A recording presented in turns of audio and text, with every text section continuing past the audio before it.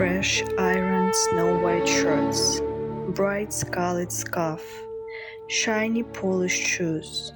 These boys are not going to present a school project or participate in a concert at a music school. These boys will never participate in anything again because they are hung on the trees. And the reason for this is a respected teacher for whom no one could think anything bad. He is the only person in the whole world who is aware that there is a serious danger for the children from the target club. Sitting alone in a small dark room, he is watching a movie that he directed and shot on his own. Under the quiet chirp of a projector, he sees himself busy, calm and casual. In his hands there are knives and an axe. Then he takes a saw, a focused face, an attentive look, almost the same as he sees in the mirror every time he combs his hair and straightens the tie before a performance at the club. The director is a solid, respected man, but here he is a killer, a monster. Anatoly Slivko was an honored teacher, director of the tourist club. He was born on December 28, 1938 in the city Izberbash, the USSR. The Slivko family were among the first settlers of the city. In the 1930s, workers came to this place to drill wells and develop the oil industry. Not really stable and unsettled way of life, difficult living conditions were indispensable attributes of the life of these pioneers. Perhaps this gave Anatoly a reason to subsequently tell law enforcement officials that he grew up in a family that can be called dysfunctional. He remembered his mother's frequent quarrels with his father and even the fact that he was born prematurely. Anatoly Slivko himself explained by the fact that his mother tried to terminate the pregnancy on the basis of quarrels with his father. Probably it seemed to Slivko that the image of premature, restless, annoying parents with loud quarrels, often punishing their child, would cause pity for him. Together with other facts from life, it would help to get an expert opinion on insanity, which would not allow the highest measure to be applied to him. After so many years, it is difficult to understand what motive Slivko was driven by, telling about his childhood and youth. But at the same time, it should be noted that people who knew Anatoly's parents claim that it was quite an ordinary, good family with nice relationships between its members and clean, cozy house. Slivko's father was a quiet workaholic who laughed when everything around him is clean and neat. Small, frail, and silent, he did not give the impression of a domestic tyrant. The neighbors rarely saw his mother because she practically didn't leave home, and his father was the only one who always went shopping. Slivko's parents, who devoted their whole lives to work, did not allow themselves to be lazy even in retirement. They had a dacha, and as long as they had enough strength, these elderly people cultivated the land there, grew fruit and vegetables. Documentaries tell about the childhood and youth of Anatoly Slivko rather laconic.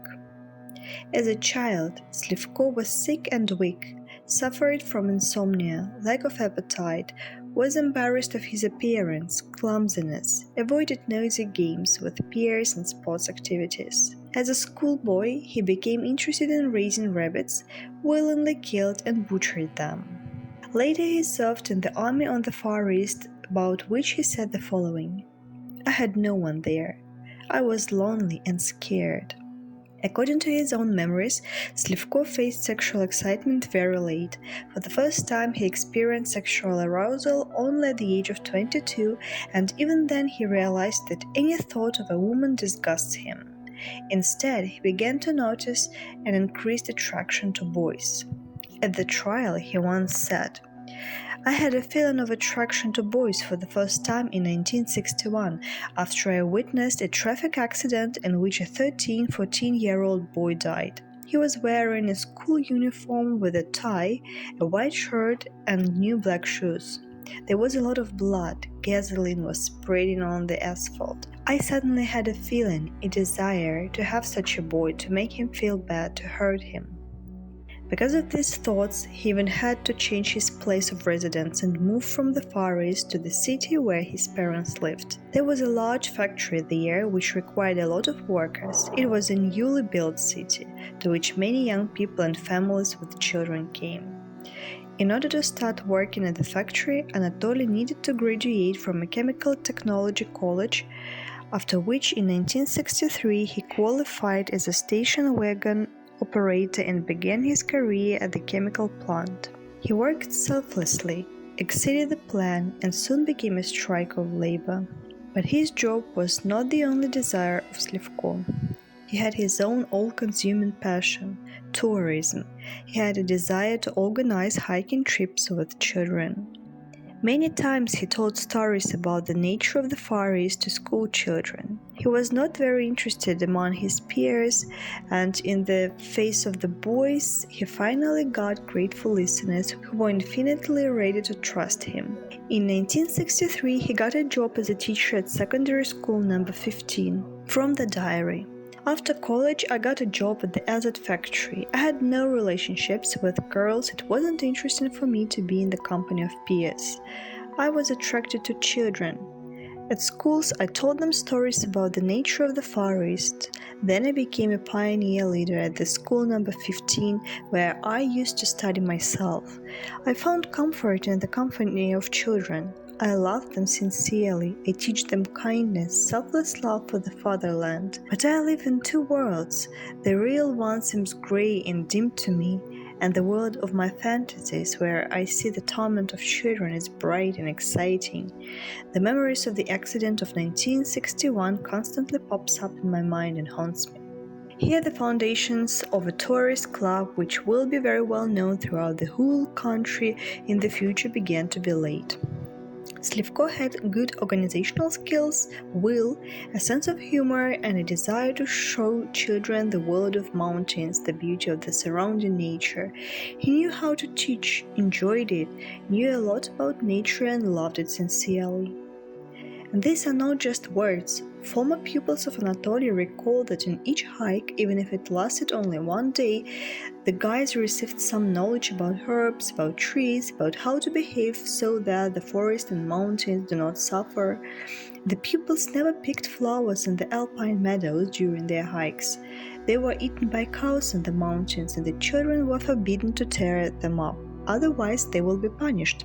They will have to carry a tent during the whole hike. Once Slivko allowed to pick a bunch of dark tulips as a birthday present for a girl. The flowers wilted quickly, but it was an extraordinary gift for her. Initially, Slivko's activity as a pioneer leader was limited to organizing hikes and largely depended on the school administration, the plan of the educational process and educational work. Apparently, already at that time, Anatoly wanted more independence. Thoughts to create his own tourist club appeared and became more and more real. He wanted to make a club where he would be able to fully realize his ideas and achievements. In 1966, Slivko received a room for a new tourist club called Romantic. It consisted of a small assembly hall and tiny rooms on the second floor of an old wooden library building. Staff heating, a small area, just a few club members, it all has united the children very well, and for several years afterwards, Slivko relied on this group of trustworthy guys who helped him in every way in his campaigns. Slivko wanted his students to treat him as a friend and did not look that much different from them. He was short, thin, but with strong muscular arms, always dressed in plaid shirts and wearing trousers, always had a clipboard with him. He had light blue, slightly bulging eyes. Because of the shape of his eyes, it seemed that he was looking more intently and attentively than it really was. He looked without blinking, with a cold, emotionless gaze when he wasn't joking. It was difficult to understand whether he approved or disapproved of his pupils. Slivko was quite balanced, calm, never broke into a scream. Sometimes a glance was enough to make him understood. At the same time, everyone noted his secrecy, self-esteem, rigidity in establishing discipline, however, never turning into cruelty and humiliation of children. Slivko did not smile often, but he was not sullen, liked to laugh, joked with a serious expression on his face. He seemed well-reasoned, conscious, his language was lively, even literary, colorful from time to time. The fame of the club spread quickly, and when the children began to find out that everyone can join regardless of grades and behavior, many students from two schools located nearby came. The yard next to the club was quite large, and in the evenings, teenagers, girls and boys, older guys gathered there and hang out. Slivko managed to put the thesis of equality into everyone's head. No one could blame anyone for being a bully or a whiner, a weakling or a hero at school. There was a sense of brotherhood. The elders shook hands of everyone, greeting, asking about something, that is, they did not allow the newcomers to be in a vacuum. Almost all the time after his main work at the factory, Anatoly devoted to the club he created. His working hours there started in the evening and ended at night because that's when the school children came after school. It seemed that he had no private life. He did not think at all about starting a family like most of his peers. He was already about 30 years old when he agreed with his mother's insistence. 1967. A wedding in the courtyard of his parents' house, guests, songs, fun. Then the celebration has finished, and what in the old days was called the sacrament of marriage began, the details of which came out only during interrogations. From the Anatoly's testimony. I met my wife Lyudmila at work, though I did not have strong feelings. I did not touch her before marriage and even didn't kiss her.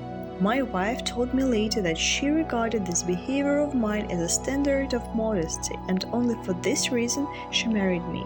She was my first and only woman, but I could not have sexual relations with her after the marriage was registered. I tried to do it, but nothing worked despite my sincere desire and commitment to my wife. For a long time I felt remorse and helplessness in front of her, but there was nothing I could do. She became indifferent to me.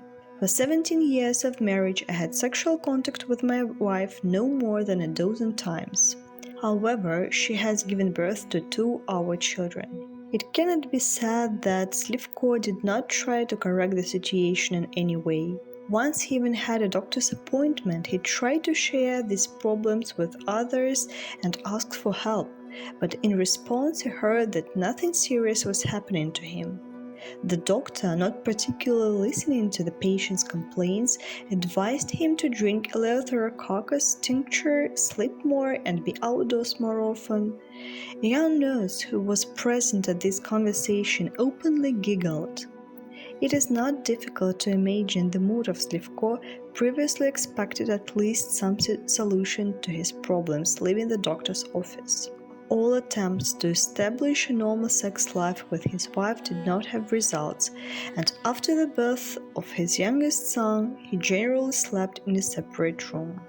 Meanwhile, the tourist club Romantic continued to grow. The number of its members was already more than 200 people.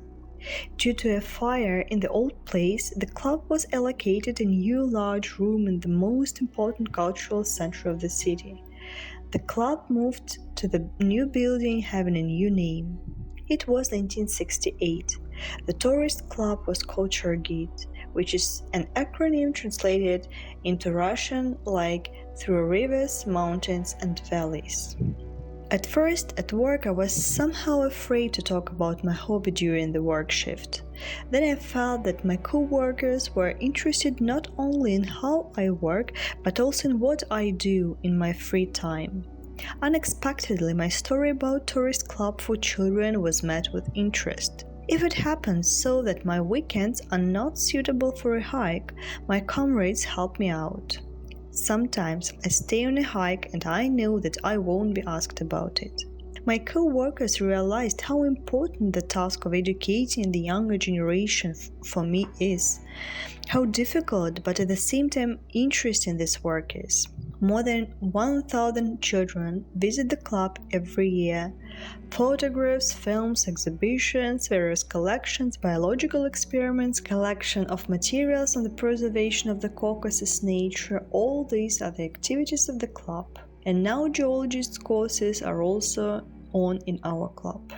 Before the first trip, Slivko usually told the children that the club has a system of penalty points. Points are assigned for good deeds, For violation of the rules, they are removed.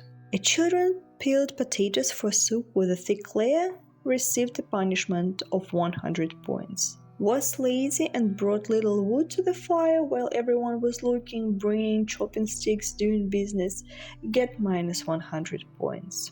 Pulled on the tent and helped the comrades to run for water although not being on duty, get a plus of 50 to 100 points. The guys did not notice how Slivko was watching them, but they knew that he saw and remembered everything. And sooner or later, everyone will receive their reward or punishment. Occasionally arising sexual pressure oppressed me and required some actions, which eventually ended in masturbation. The act required imagination, a fantasy associated with the appearance of a boy who passed away in a road accident, his clothes. In my fantasy world, which has become more real for me than reality, there are adventures, chases, smart and happy boys in black shoes. I can do with them whatever I want. They like it and they smile at me. Realizing that for the realization of such fantasies, sacrifices will be needed, I thought about how to get a boy in an unconscious state. In books on medicine, I came across a description of retrograde amnesia, in which as a result of a short-term hanging, a partial loss of memory occurs. Everything connected with experience is erased from it. I decided to experiment. Using the boy's curiosity and craving for secrets and conspiracies, Slivko offered them to participate in a survival experiment. At the investigation, he admitted that there had never been a refusal on the part of the children. Slivko took a non-disclosure statement from the children, which also impressed the boys, just like adults, especially since the experiment, according to the instructor, was supposed to determine the degree of endurance, test courage. For plausibility, Slivko sketched out a script and gave it to the future victim to read. The plot was the same.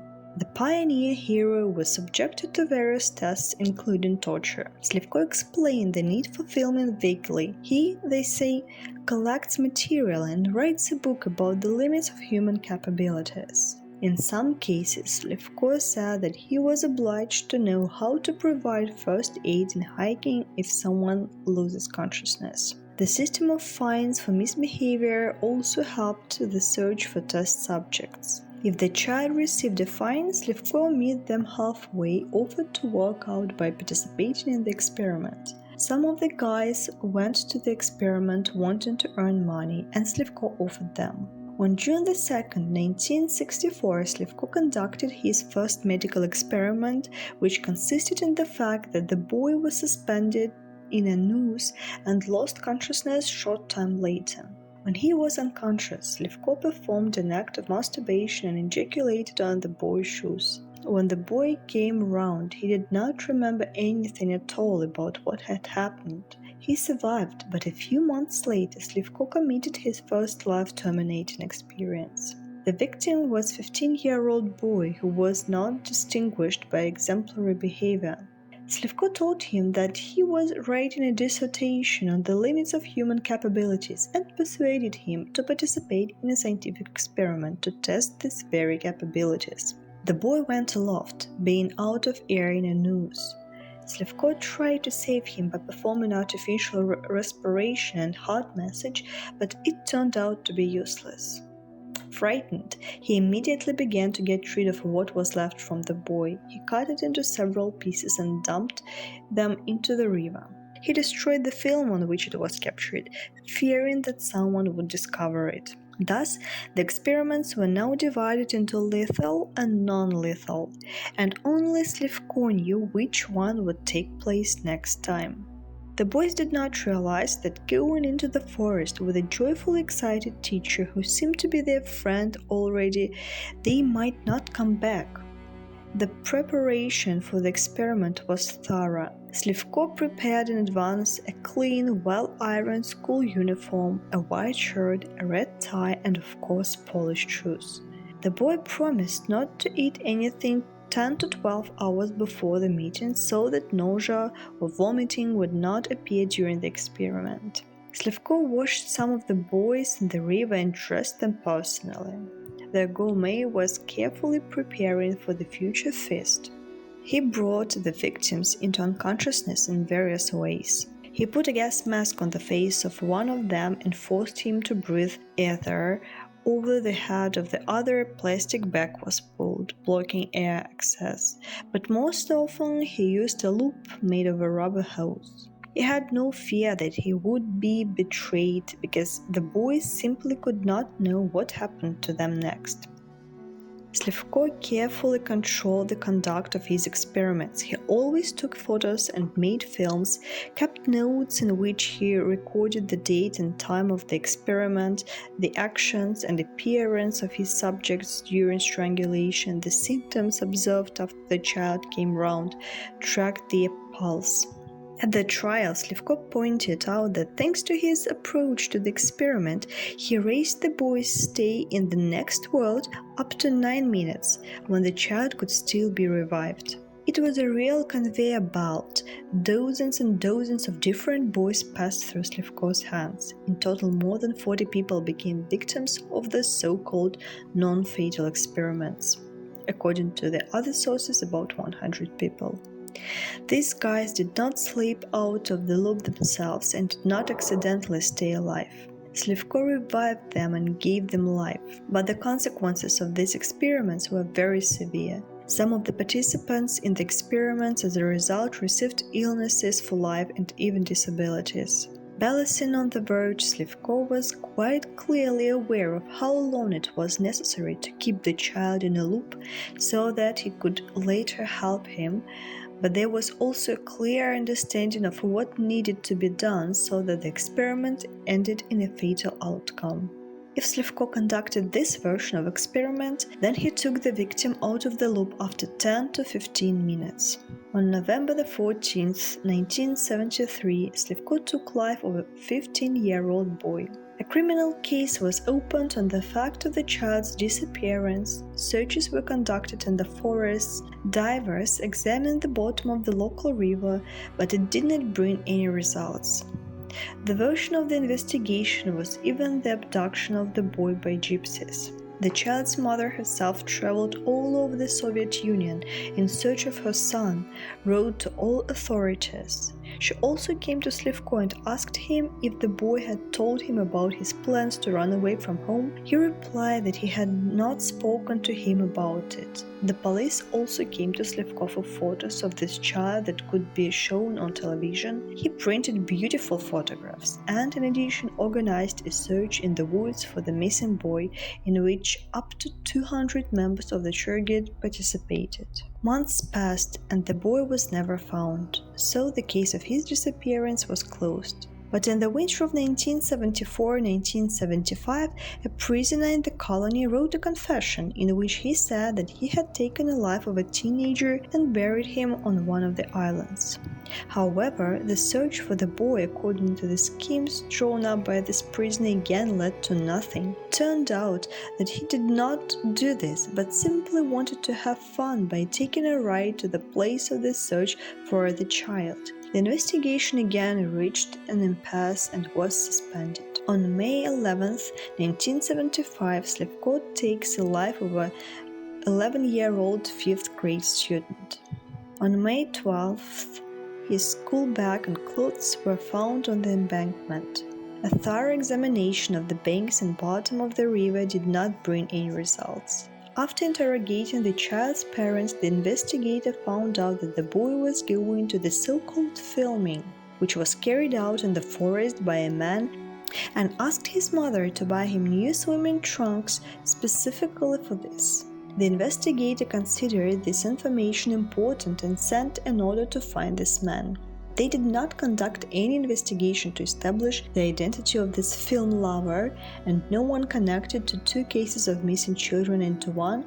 For some reason, no one noticed that both missing boys were about the same age and both attended Chergid.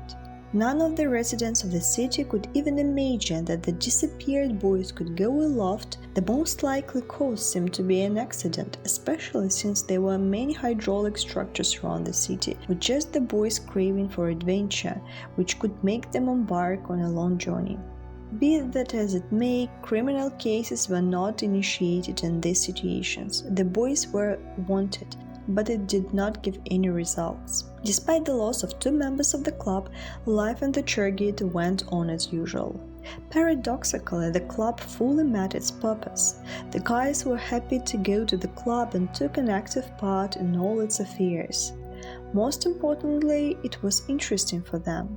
It makes no sense to argue that at that time there were suspicions about Slivko, even if at the court hearing, already knowing for sure about the crimes, the pupils spoke only enthusiastically about Chergate and its creator. Thanks to Slivko's efforts, Chergate has turned into an exemplary club, the pride of the whole city. The popularity of it became so high that Slivko was even forced to refuse admission due to the overcrowding of the club. The state helped the club in every possible way because thousands of children were organized. Children of difficult behavior did not cause trouble to the police. They were accepted into the club and re-educated without much effort. Chergate and Slivko were constantly shown as an example of the organization of the educational process and work with children. Slivko and his students regularly participated in events of various sizes, articles were written about him in newspapers, and radio broadcasts were recorded. By participating in various events, Slivko personally gets acquainted with almost the entire leadership of the city, moves up the career ladder. He also becomes a deputy and receives the title of honored teacher, which seemed justified to all residents of the city, since everyone knew that as an educator, psychologist, organizer, he was head and shoulders above any certified teacher. Fame and power provided Slivko with absolute lack of control. With this state of affairs, Slivko himself is gradually changing. This is no longer the young romantic who first came to school, but a confident, well-groomed, arrogant person. As many have noticed, he has always been quite a self-willed and proud man, and due to the fact that the club was considered one of the best in the country, the city's leadership put him on display everywhere, and it was not averse to include his successes in their own asset. Slivko felt even more indispensable, felt that he was allowed more than others. It should be noted that Anatoly Slivko was preparing for the next experiment for a long time. He could control himself, as noted by criminologists who know the history of his crimes. Slivko had a high degree of social maturity, the level of moral prohibitions. His intelligence was also quite high. But the lack of a sexual life turned on shocking memories of a boy in an accident. Slivko's fantasies were getting stronger and stronger. 5 years have passed from the last case and he decides to conduct a new deadly experiment. In 1980, Slivko took life of a 13-year-old boy. The search again yielded nothing and the case was closed. And again, the investigation did not draw any conclusion from the fact that the boy, as well as the previous missing guys, was a member of the Chergate Club. In his games with the body, Slivko went further and further each time and became more and more sophisticated. He hung and stretched it on ropes in different poses, sawed and cut it in front of the camera, made different figures from the limbs. He collected blood in a specially prepared tray and drank it with a spoon, poured gasoline on the boy's shoes and set them on fire. He sought his booted feet. Such games could take him up to 2 hours. When I dismembered it, I did not feel disgust, but subconsciously assessed the situation. Some thoughts assessed the bad side of my actions. Others, stronger, forced me to do bad things and foreshadowed satisfaction. After everything that was done, I returned to my usual normal state and there was a desire to hide the traces of the crime committed. I buried everything and burned clothes with gasoline. I prepared for everything in advance. For every sexual act, I needed to see blood. But after removing sexual pressure, common sense suggested that it was impossible to do it this often, that it was very bad, and I was constantly looking for new opportunities, intermediate options, not related to what I have done. There was an idea to take as many photos as possible in order to look at them, reproduce the whole process, get excited, get satisfaction. Sometimes I used the imagination for what had happened earlier. I felt the same way about my sons. When no one was at home and I had sexual pressure, I imagined one of them in a similar situation and masturbated on his shoe. No, I've never smoked or drunk. Alcohol always made me feel bad. I tried to get drunk in order to feel attracted to women in this state, but nothing worked. In addition, I worked with children. I felt responsible. This is a matter of my morality, a matter of principle. I could not appear in front of the children with the smell of alcohol. On July the 23rd, 1985, Slivko performs his last deadly experiment with a 13-year-old boy. That day, at 7 o'clock in the morning, he left the house, telling the parents that he was going fishing on the river. However, he confessed to his neighbor that he was meeting the head of the club Chergit and that he would photograph him for the illustrated magazine. But by the evening, he did not return. Then the neighbor phoned the Chergit and asked Slivko if he had seen the boy. Slivko pretended to know nothing about him, and the next day he left for the Black Sea with a group of pupils so that the investigator could not talk to him. The boy's mother sounded the alarm and contacted the police. They promised to take measures to initiate the search, but unfortunately, they did not go further than promises. Then she came with a complaint to the prosecutor, who carefully analyzed the facts and saw signs of crime in them. As a result, a case was initiated on the grounds of premeditated murder and handed over to the investigator, especially since this was not the first case of the mysterious disappearance of teenagers. Time passed and the investigation progressed with great difficulty. Different versions were put forward. It was assumed that the boy could have drowned, or perhaps one of the relatives was involved in the disappearance of the child. As already mentioned, the investigators knew that teenagers in this city had disappeared before for several years. However, only now police decides to systematize these disparate cases and consider the disappearance of teenagers not as separate cases, but as links in a chain. The study of this version began.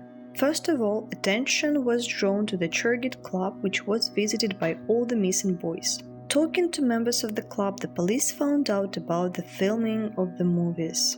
They were very surprised by the themes of these children's films, in which there were tortures, scenes of hanging, although the guys claimed that it was not serious, but a rope was wrapped under their armpits and they only imitated the pose.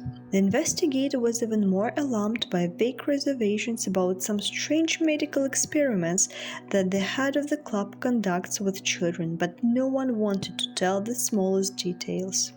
However, the children decided to share the terrible events taking place in the club with a policewoman who worked in the police children's room. One of the boys who participated in the first experiment said that Slivko hung him in a loop, after which he lost consciousness and then was unwell for several days. After it, several more boys testified about their participation in Slivko's experiments. The analysis of Slivko's personality conducted by the investigator showed that the director of the club Chergit was well known in the city, enjoyed great authority. He was listed as an employee of a chemical plant, but in fact he was engaged only in the club. At work and at home, he was characterized perfectly. In the city, his reputation as an experienced teacher has firmly established itself behind him. He was awarded dozens of commendations and diplomas, hundreds of enthusiastic reviews about the activities of the club, and its useful deeds completed the image of an excellent student of enlightenment. And yet, analyzing the available facts, the investigator could not get rid of the idea of Slivko's involvement in the disappearance of children. The integrity of Slivko and the indisputable authority of Chergit stood in the way of the investigation. What if an honest man, a dedicated worker, is facing the investigation? They can't say so many good things about a crook, can they? It was these circumstances that hindered the investigation. Besides, there was no direct evidence against Slivko. The city prosecutor also initially took the information about the dangerous experiments of Slivko skeptically. He could not believe that a man who devoted his life to children was a model of honesty and decency could be accused of unhealthy interest in children. But since there were no other suspects and the stories about the strange experiments of the director of the club with children were very eloquent, the city prosecutor eventually signed a search warrant in the premises of Chergate and Slivko's apartment. On the evening of December the 28th, 1985, policemen came to the club. There were classes going on. Slivko and the children were preparing for the New Year's Eve. Initially, the police could not find absolutely anything, although they examined the club premises in the most thorough way. Then one of the policemen pointed to the door with the sign, "Danger, keep out," and asked Slivko, "What is there?" Slivko was off his face. Behind the door was a dark room where they found a set of knives, hiking axes, coils of rope, loops of rubber hose, piles of shocking photographs depicting bound and dismembered subjects of his experiments. They found hundreds of meters of films with scenes of torture of different kinds, a pioneer uniform, a lot of children's shoes, some of which had their toes sawn off. Slivko was arrested. One of the children who was present at his arrest had a tantrum when Tolia was taken to the police. He was so much respected and loved by the children. The killer met his 47th birthday in a pre-trial detention cell. During January and February 1986, when he confessed to 7 murders, visits to crime scenes were organized and the remains of 6 children buried in forest were found. The remains of the children Slivko killed in the 60s were not found. News of Slivko's detention spread rapidly among the residents of the city, but no one knew for what reason the respected teacher was in prison. There were the most incredible versions. The arrest of the honored teacher was also a big blow for many officials. The head of the city police was removed from office and sent to work in a high-security colony. It was a great stress for him. Slivko's trial took place in June 1986. The trial was quick. There was more than enough direct evidence against the accused in the form of photographs and films taken by him. Ambulances were constantly on duty near the courthouse. Several participants in the process had hypertensive crises and heart attacks after watching Slivko's films. When Slivko was asked before the first viewing of the film if he had anything to say to anyone present, he replied, "I expressed a wish to the investigation that only the closest possible circle should be there. What will be presented now? Even the human race is a disgrace. I saw it once, and it cannot be washed away or forgotten. Only with death will it live. I'm scared that people will see it." The twice-conducted forensic psychiatric examination of Slivko showed his sanity and the presence of organic psychopathy, personality disorders based on organic brain changes, and sexual perversions, pedophilia, necrophilia, sadism, necrosadism, fetishism, vampirism, and pyromania. During the investigation and trial, Slivko cried all the time, showed remorse. Finally, Slivko was sentenced to death. I could describe everything I did in 2 completely opposite ways. I could brand myself with a curse, but I could also imagine my sadism as something sublime, inaccessible to ordinary people. Reflecting on his own character as a whole, Slivko pointed out that he did not smoke, drink, or swear, and loved nature very much, which in his opinion led to a disappointing conclusion that even the most respected person can become a receptacle of evil. Take care of yourself and of your nearest and dearest.